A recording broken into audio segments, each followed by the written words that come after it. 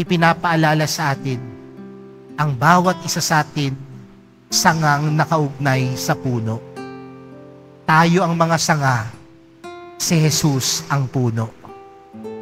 Kung si Jesus ang puno at siya ang pinagmumulan ng ating lakas at buhay, pinapaalala sa atin na ang buhay natin, ang lakas natin, nagmumula sa mahal na pong Jesus Nazareno. At tunay nating masasabing, hindi natin kayang mabuhay kung wala si Jesus. Hindi natin kayang mabuhay kung wala ang mahal na pong Jesus Nazareno. Si Jesus ang ating buhay. Si Jesus ang ating lakas.